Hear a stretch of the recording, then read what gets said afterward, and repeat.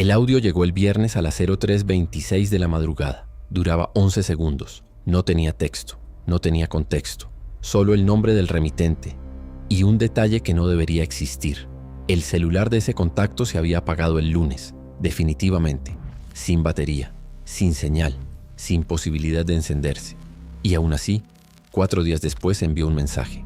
Para entender por qué ese audio se convirtió en uno de los registros más inquietantes asociados al desierto de Sonora, hay que empezar por lo único que sí está claro. El lunes, el momento en que todo se detuvo. El protagonista es Luis Mendoza, 34 años, topógrafo, experiencia en terreno, rutas desérticas, trabajo técnico preciso sin margen para improvisaciones. Luis no era alguien que cometiera errores básicos, no se desviaba sin motivo, no ignoraba protocolos y según quienes trabajaban con él tenía una regla personal muy clara: nunca entres al desierto sin una salida definida. Ese lunes, Luis tenía una salida definida. Entró a la 0912 por una ruta conocida, una zona donde ya había trabajado antes. Su tarea era simple: revisar puntos de medición, actualizar coordenadas, salir antes de las 18:00. Nada fuera de lo habitual. El clima era estable, temperatura alta pero dentro de lo esperado, sin tormentas, sin anomalías reportadas. Todo indicaba una jornada normal, y durante las primeras horas lo fue. Los registros de su GPS muestran un recorrido limpio, puntos exactos, trayectorias directas, sin desvíos, sin pausas prolongadas. A las 13:47 envía su último mensaje de texto: voy en tiempo, salgo en unas horas. Nada extraño, nada fuera de lugar. Pero a las 15:22 algo cambia. El GPS muestra una detención, no programada, en un punto sin referencia, sin marcas previas. Luis permanece ahí durante 6 minutos, sin movimiento, sin comunicación. Luego, retoma, pero no hacia la salida, sino en dirección opuesta. Ese es el primer quiebre. Pequeño, sutil, pero definitivo, porque a partir de ese momento, la ruta deja de tener sentido. A las 16:03 intenta una llamada, no se completa, sin señal. A las 16:17 el dispositivo entra en modo de ahorro, batería baja. A las 16:41 se apaga. Ese es el último registro confirmado. A partir de ahí, silencio. El vehículo fue encontrado al día siguiente, a unos 9 kilómetros del último punto registrado. Puertas cerradas, llaves en el interior, equipo intacto, sin señales de lucha, sin huellas claras, solo arena y viento. El celular no estaba. Eso complicó todo, porque sin el dispositivo no había forma de reconstruir lo ocurrido después de las 16:41. La búsqueda comenzó de inmediato. Equipos terrestres, rastreo aéreo, análisis de trayectorias. Pero el desierto no devuelve fácilmente lo que toma, y durante 4 días no devolvió nada, hasta el viernes. 03:26 AM, un contacto cercano a Luis recibe una notificación, un audio, 11 segundos, enviado desde el número de Luis. La reacción inicial fue simple: confusión, luego incredulidad y finalmente miedo, porque todos sabían que el teléfono no podía estar encendido, no en ese lugar, no después de 4 días. Y sin embargo, el mensaje estaba ahí. El audio fue reproducido, una vez, luego otra y otra más. Pero cada escucha generaba más preguntas, no por lo que se oía, sino por cómo se oía. Los primeros 2 segundos son silencio, no ambiente, no viento, no interferencia, silencio absoluto. Luego, un sonido, seco, 3 golpes, pausa, 3 golpes. El mismo patrón, exactamente el mismo. Después, una voz, Luis, o algo que suena como Luis, dice una frase. Ya encontré la salida, pero hay algo en la forma en que lo dice. La entonación es plana, sin emoción, sin urgencia, como si no estuviera hablando, sino repitiendo, como si la frase no fuera suya. Después de eso, silencio otra vez. Y el audio termina. No hay más. No hay contexto. No hay ruido ambiental. No hay indicios de ubicación. Solo esos 11 segundos. Ese mensaje.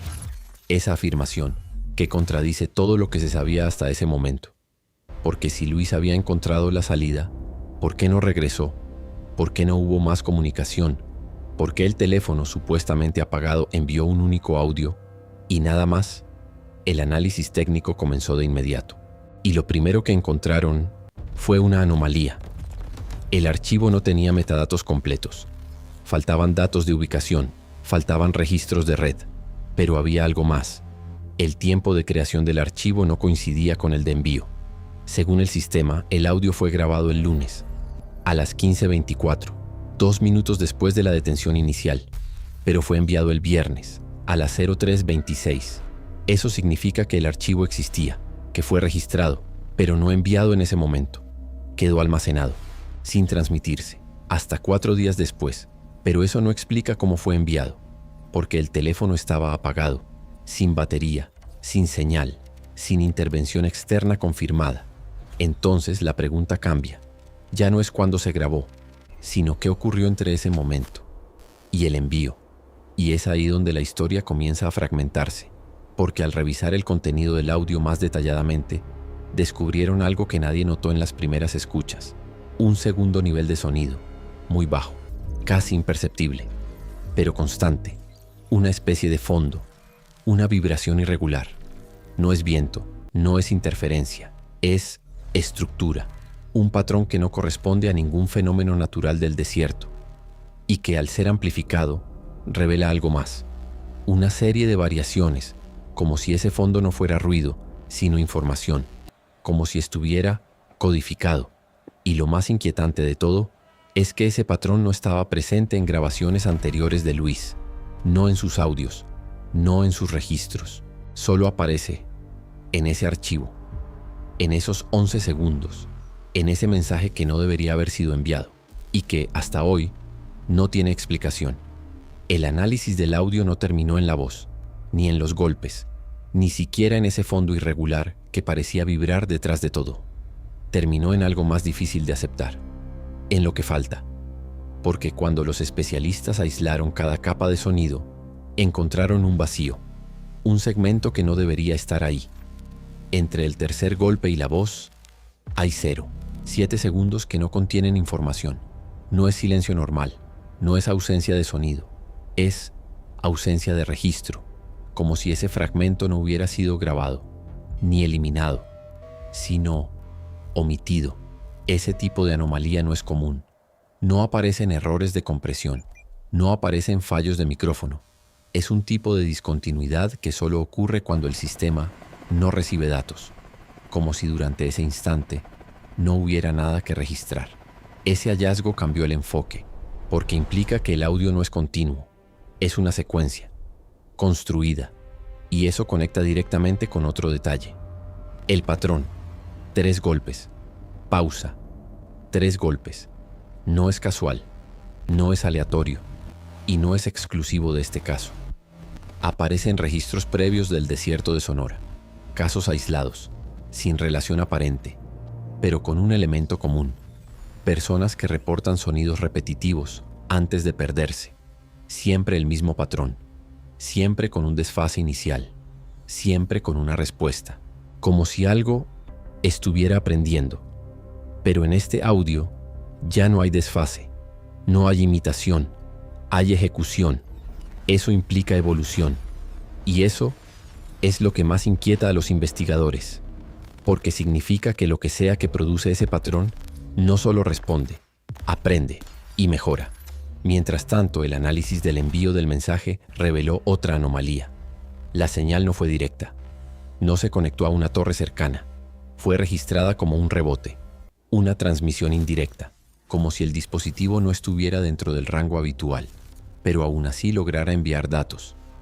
Ese tipo de comportamiento solo se ha observado en condiciones muy específicas: interferencias extremas, reflejos de señal, pero nunca con un mensaje completo, y menos aún desde un dispositivo sin batería, porque cuando finalmente recuperaron el teléfono, la batería marcaba 0%, totalmente agotada, sin carga residual, sin capacidad de encendido, y sin embargo, había enviado un audio. Eso no es posible. Al menos, no bajo condiciones normales. Pero este caso dejó de ser normal desde el momento en que el audio apareció. El dispositivo fue encontrado el sábado, a 6.4 kilómetros del vehículo, parcialmente cubierto por arena, pero no enterrado, colocado.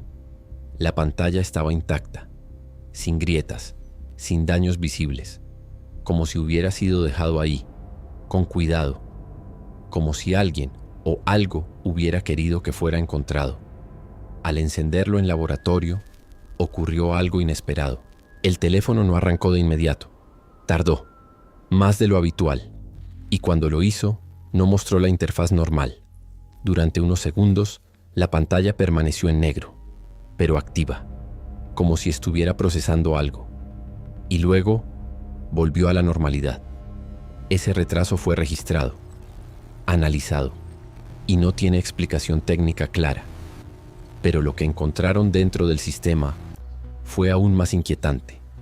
El archivo de audio estaba ahí, con fecha de creación el lunes y envío el viernes, pero había otro archivo, uno que no aparece en la interfaz del usuario, oculto, sin nombre, sin extensión visible, con una duración de 11 segundos exactos, el mismo tiempo que el audio enviado, pero este archivo no contiene voz, ni golpes, ni silencio. Contiene datos, una secuencia, irregular, pero estructurada. Cuando los especialistas intentaron decodificarla, descubrieron algo extraño. No corresponde a ningún formato conocido. No es audio, no es video, no es texto, pero tiene repetición, tiene patrón, tiene intención. Y al convertir esa secuencia en señal visual, apareció algo, una forma, no clara, no definida, pero reconocible como estructura, una especie de red, líneas que se cruzan, nodos, conexiones, como un mapa, pero no del terreno, sino de algo más abstracto, como si representara relaciones, o trayectorias, o rutas, pero no físicas. Cuando superpusieron esa estructura con los datos del GPS de Luis, encontraron coincidencias parciales. Algunos nodos coinciden con puntos donde el dispositivo se detuvo, donde hubo pausas, donde ocurrió algo, pero otros no corresponden a ningún punto registrado, como si fueran ubicaciones que no aparecen en el mapa, como si existieran, fuera del rango visible.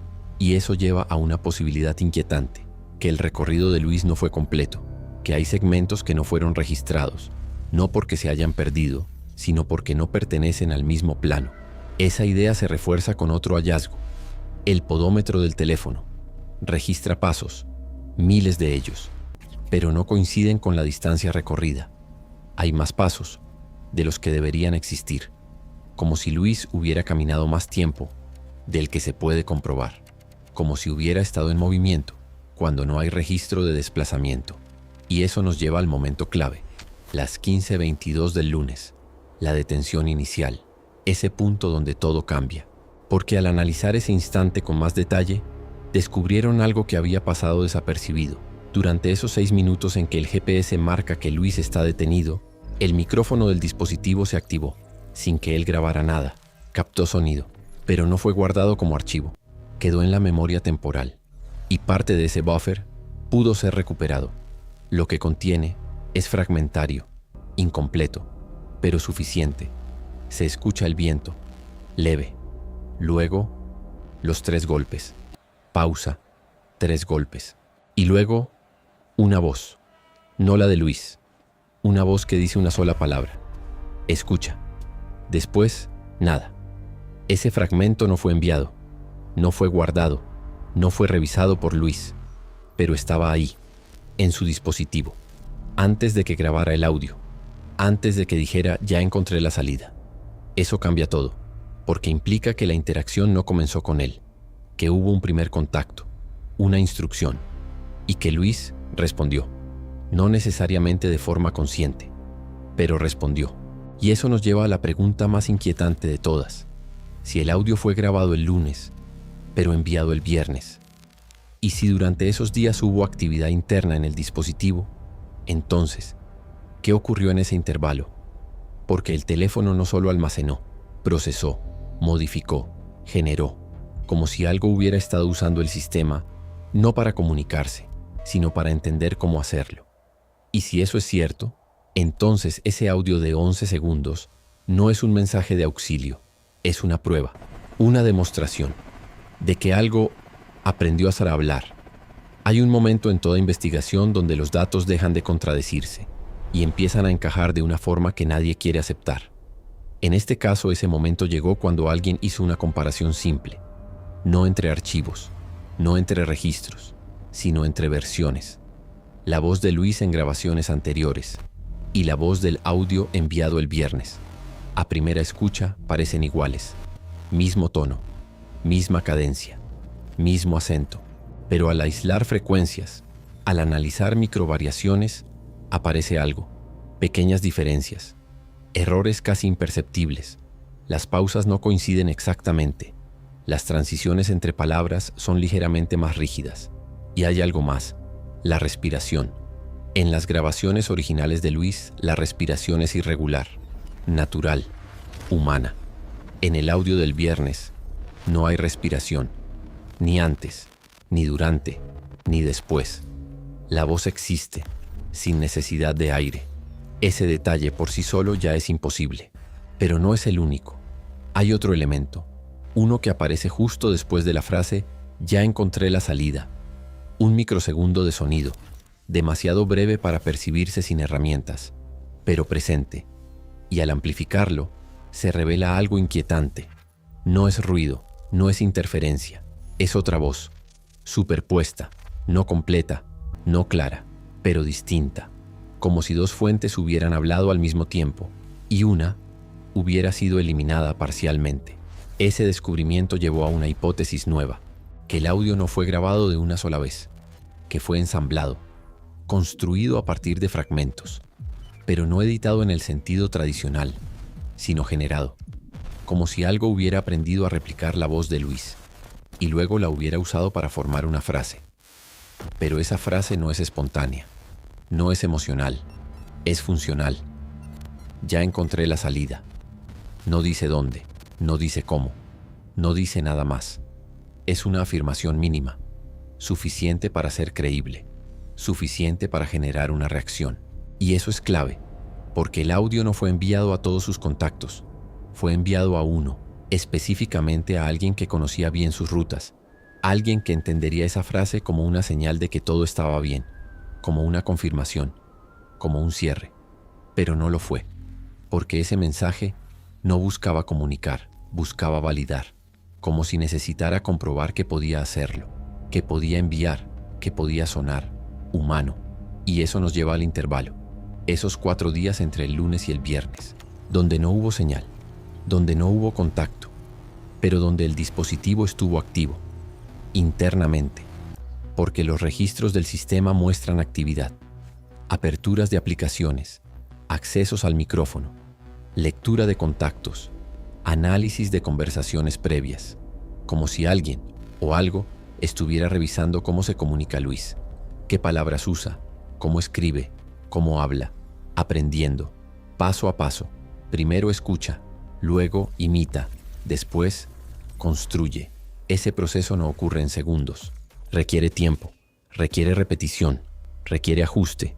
Y eso explica las anomalías, la falta de respiración, las pausas incorrectas, la entonación plana, errores que indican aprendizaje incompleto, pero suficiente, suficiente para lograr un resultado, un mensaje, un audio, una prueba.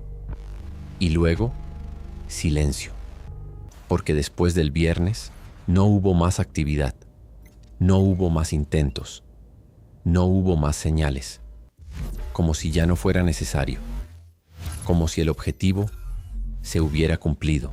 Pero hay un último detalle, uno que no aparece en el audio, ni en el sistema, sino en el entorno, en el lugar donde fue encontrado el teléfono. Los equipos de búsqueda regresaron días después, no para buscar a Luis, sino para revisar el área con más detalle, y encontraron algo, no un objeto, no una huella, sino un patrón. En la arena, una serie de marcas, irregulares, no lineales, no circulares, pero repetitivas, como si algo hubiera sido trazado, no con intención estética, sino funcional. Al superponer esas marcas con la estructura encontrada en el archivo oculto, la coincidencia fue parcial, pero suficiente. Algunos nodos coincidían, algunas líneas se alineaban, como si esa estructura no solo estuviera en el dispositivo, sino también en el terreno, como si algo hubiera dejado una representación, una traducción física de un sistema invisible. Y en el centro de ese patrón no había nada, ni el teléfono, ni el vehículo, ni rastro de Luis, solo un punto, vacío. Ese punto coincide con el momento en que el GPS dejó de registrar movimiento, con la detención inicial, las 15:22 del lunes. Ese es el origen, el lugar donde todo comenzó, y posiblemente donde algo fue encontrado, o donde algo encontró a Luis. Porque si lo que ocurrió fue un simple extravío, entonces nada de esto tiene sentido. Pero si hubo contacto, si hubo interacción, si hubo aprendizaje, entonces la desaparición no fue un accidente, fue un proceso, uno que no terminó en el desierto, sino que se extendió a través del dispositivo, a través de la voz, a través del mensaje. Y eso nos lleva a la última pregunta.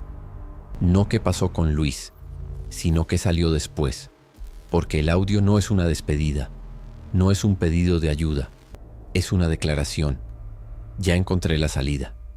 Y si alguien o algo encontró una salida, entonces ya no está ahí, ya no está en el desierto, y lo más inquietante de todo es que ahora sabe exactamente cómo sonar como nosotros, y cómo usar lo que usamos, para decir lo justo, lo suficiente, lo creíble, y luego desaparecer otra vez, como si nunca hubiera estado, como si nunca hubiera aprendido, como si nunca hubiera hablado, pero lo hizo, y alguien lo escuchó.